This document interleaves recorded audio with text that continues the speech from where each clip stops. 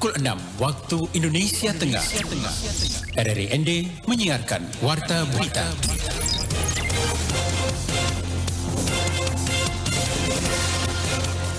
Selamat pagi saudara, Anda kembali mendengarkan Warta Berita edisi hari ini Kamis 9 Juni 2022. Sari Berita.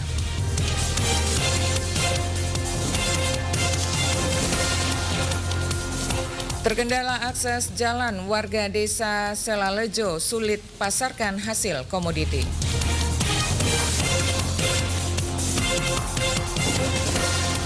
KPK menetapkan desa Detusoko Barat sebagai salah satu dari 10 calon desa anti korupsi. Selain dua berita ini akan kami hadirkan juga berita-berita lainnya yang kami rangkum selengkapnya dalam Warta Berita Daerah edisi hari ini, Kamis 9 Juni 2022. Selengkapnya bersama saya, Desi Natalia.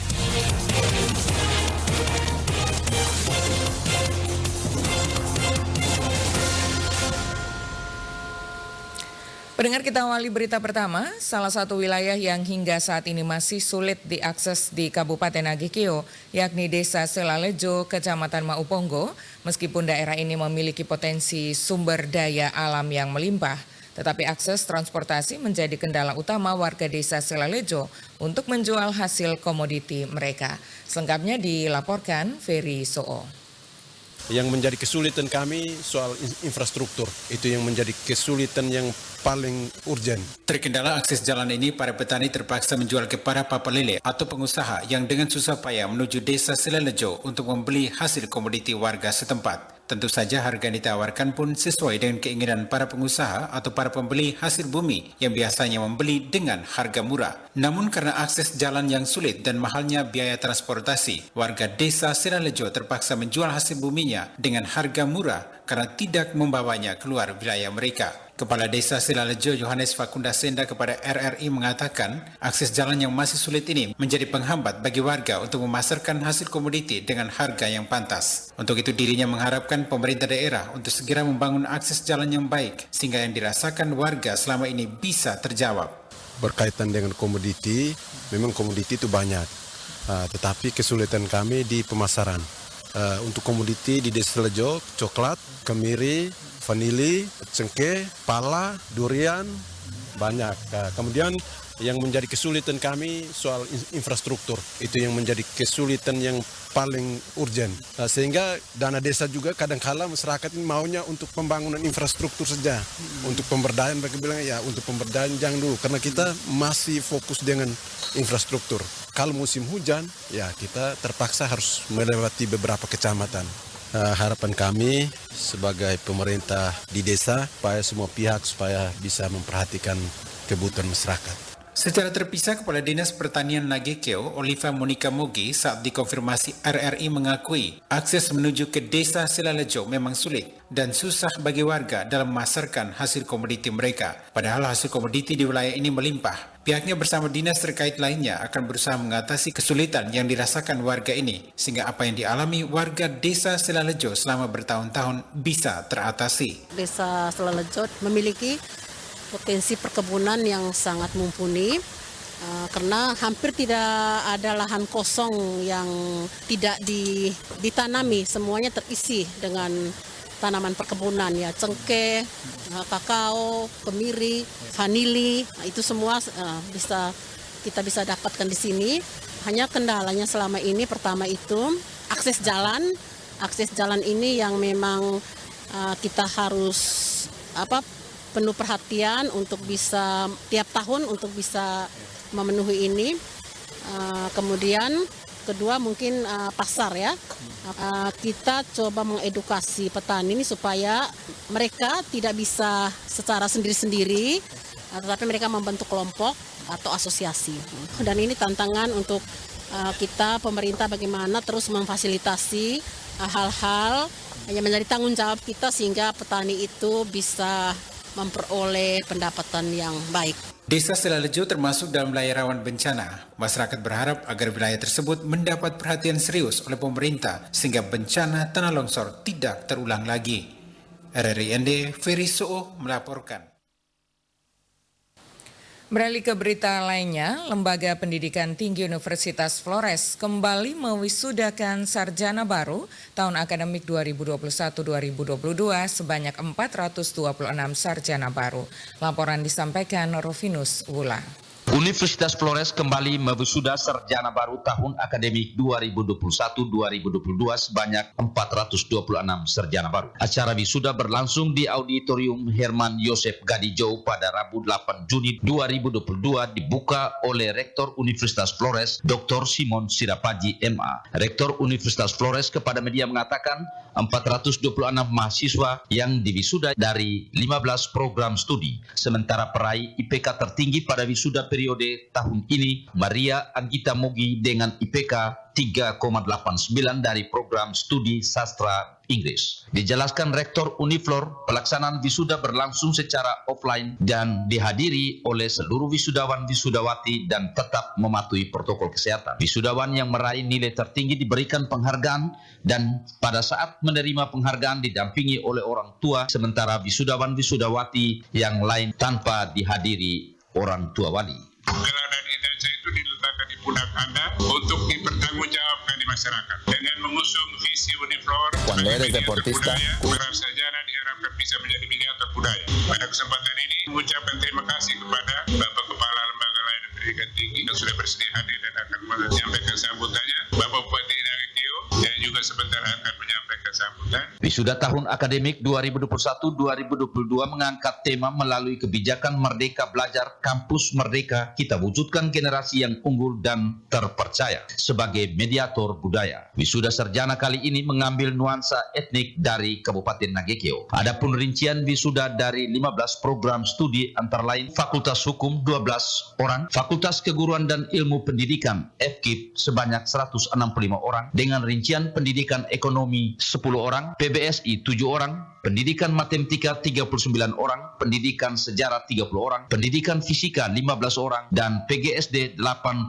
orang. Fakultas Ekonomi sebanyak 149 orang, dengan rincian program studi Ekonomi Pembangunan sebanyak 11 orang, Manajemen 82 orang, Akuntansi 56 orang. Fakultas Bahasa dan Sastra, program studi Sastra Inggris sebanyak 6 orang, Fakultas Teknik sebanyak 57 orang, dengan rincian program studi Teknik Sipil 41 orang, program studi Arsitektur 16 orang, Fakultas Pertanian program studi Agroteknologi sebanyak 24 orang, Fakultas Teknologi Informasi program studi Sistem Informasi 9 orang. Proses wisuda dihadiri Bupati Nagekeo, Kepala LL Dikti, Wakapolres Ende, Asisten 1 Setda Ngada, Kasat Pol PP Nagekeo, Kepala LPP RRI Ende, Ketua Yayasan Universitas Flores, para dosen, orang tua wali, dan wisudawan-wisudawati. RRI Ende Rovinus Wula melaporkan.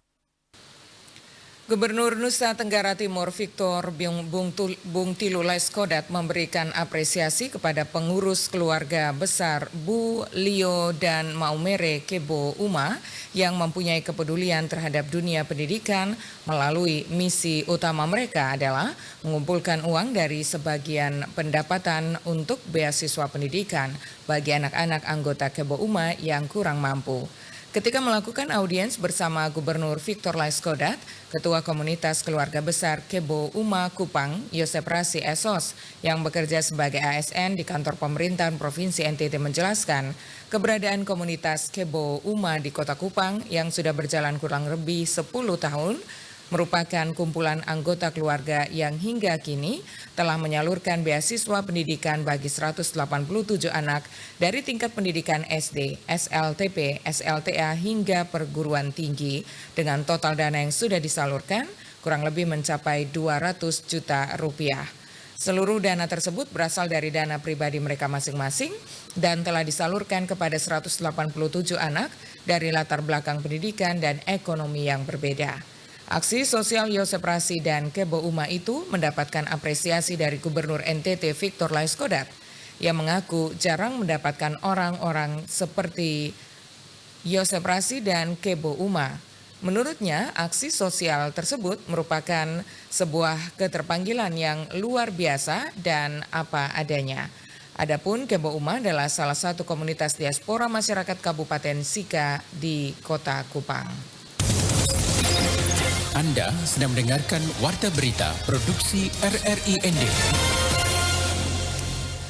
Komisi Pemberantasan Korupsi menetapkan 10 desa menjadi calon percontohan desa anti korupsi. Salah satunya ada di Desa Detusoko Barat, Kabupaten Ende, Nusa Tenggara Timur. Laporan disampaikan Veranda Garus. Tujuan program Desa Anti Korupsi ialah menyebarluaskan tentang pentingnya membangun integritas dan nilai-nilai anti korupsi kepada pemerintah dan masyarakat desa, serta memperbaiki tata laksana pemerintahan desa yang berintegritas dan memberikan pemahaman serta peningkatan peran serta masyarakat desa dalam upaya mencegah dan memberantas korupsi dengan menggunakan cara yang lebih inovatif dan kreatif dalam menarik minat masyarakat untuk terlibat ataupun berpartisipasi secara aktif. Kepada RRI Rabu pagi kemarin, PLT Juru Bicara KPK Pencegahan IP Mariati Kuding menjelaskan, program Desa Anti Korupsi sendiri sebenarnya telah diluncurkan pada bulan Desember tahun 2021 lalu. Berawal dari satu desa percontohan di setiap provinsi, ini kemudian bisa dikembangkan, bisa menularkan praktik baik yang sudah mereka lakukan begitu ya, dan desa-desa lainnya bisa ikut belajar dari pengalaman ataupun apa yang sudah dilakukan oleh desa-desa yang menjadi desa percontohan tadi. Setelah kick-off pembentukan calon ataupun percontohan desa anti korupsi yang kemarin kita lakukan di Desa Pakato itu, maka 10 desa ini akan menjalani proses yang namanya bimbingan teknis. Dia melanjutkan, tim KPK melakukan observasi terhadap 23 desa di 10 provinsi yang menjadi target untuk menilai kesiapannya menjadi percontohan desa anti korupsi berdasarkan usulan dari kepala daerah maupun dari proses seleksi. Kemudian didapatkan 10 desa terpilih dari 10 provinsi. Pada Selasa 7 Juni 2022 lalu, KPK telah menggelar kick-off bimbingan teknis pembentukan desa anti korupsi 2022 di Desa Pakato, Kecamatan Bonto Maranu, Kabupaten Goa, Provinsi Sulawesi Selatan. Menyusung tema berawal dari desa, kita wujudkan Indonesia bebas dari korupsi. Secara bertahap, KPK juga akan melakukan BIMTEK untuk 9 desa lainnya di 9 provinsi tersebut. Untuk Kabupaten Ende diwakili oleh Desa Detusoko Barat. Kemudian ada Desa Kamanghila, Kabupaten Agam, Sumatera Barat. Yang ketiga ada Desa Hanura, Kabupaten Pesawaran, Provinsi Lampung. Kemudian ada Desa Mungguk, Kabupaten Sekadau, Kalimantan Barat, ada Desa Cibiruwatan, Kabupaten Bandung, Provinsi Jawa Barat, kemudian Desa Banyu Biru, Kabupaten Semarang, Jawa Tengah, dan juga Desa Sukojati, Kabupaten Banyuwangi, Provinsi Jawa Timur, kemudian Desa Kutuh, Kabupaten Badung, Provinsi Bali, Desa Kumbang, Kabupaten Lombok, Provinsi NTB. Dengan dilaksanakannya program ini, KPK berharap di tahun 2024 yang akan datang nantinya akan ada setidaknya perwakilan satu desa dari setiap provinsi, sehingga bisa dikembangkan serta memberikan praktik baik bagi desa lainnya di Indonesia. Untuk diketahui, pelaksanaan kick-off dan bimbingan teknis mulai 8 sampai 21 Juni 2022 kepada seluruh elemen masyarakat dengan memberikan pengetahuan dan pemahaman terkait upaya dan langkah-langkah yang dilakukan dalam rangka pemenuhan komponen dan indikator desa anti korupsi. RRI Ende Veranda Garus melaporkan. Pemerintah Kabupaten Ende melalui Dinas Pertanian Kabupaten Ende memastikan 17.000 vial vaksin anti-rabies VAR sangat mencukupi untuk stok vaksinasi di 20 kecamatan. Laporan disampaikan Suimam. Kepala Dinas Pertanian Kabupaten Ende, Insinyur Marianus Alexander, kepada RRI Rabu 8 Juni 2022 menuturkan terkait penanganan rabies memang tidak bisa dihentikan dan setiap tahunnya pihaknya terus menekan kasus yang timbul akibat gigitan dari anjing rabies dengan vaksinasi. Dijelaskan untuk stok vaksin anti rabies tahun ini memang sangat mencukupi, yang mana pemenuhan VAR ini didapat dari pemerintah provinsi dan pemerintah kabupaten. Stok kita yang kita dapat dari provinsi itu sekitar 15.000 dosis. Tambah dengan kabupaten sedikit lagi sekitarnya 16-17an dosis yang bisa untuk menangani rabies. Dikatakan Marianus Alexander, dengan populasi anjing yang ada di Kabupaten Ende sebanyak 50-an ribu, tentunya untuk melakukan vaksinasi tidak secara menyeluruh, tetapi dilakukan secara selektif dengan memilih wilayah-wilayah yang positif ada kasus gigitan anjing rabiesnya. Di semua kecamatan, 20 kecamatan yang ada di Kabupaten Ende ini harus dilakukan dengan seleksinya itu dilakukan pada kecamatan-kecamatan itu, desa-desa mana dengan terjadi kasus gigitan-gigitan itu yang lebih diprioritaskan, sehingga pada lokasi sasarannya itu dipilih oleh petugas lapangan kita untuk melakukan vaksinasi. Ia melanjutkan saat ini petugas-petugas di lapangan, khususnya di Pusat Kesehatan Hewan Puskeswan di masing-masing kecamatan, sedang melakukan vaksinasi kepada beberapa hewan peliharaan, diantaranya anjing, kucing, dan monyet yang dianggap sebagai hewan penular rabies. Saudara, informasi ini sekaligus mengakhiri Warta Berita Daerah pagi ini. Mewakili kerabat kerja yang bertugas, saya Desi Natalia mengucapkan terima kasih untuk perhatian Anda. Dan selanjutnya pendengar Anda bisa ikuti program Lintas ND Pagi selengkapnya.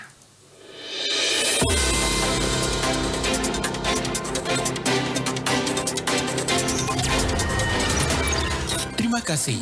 Anda telah mendengarkan Warta Berita Produksi RRI ND.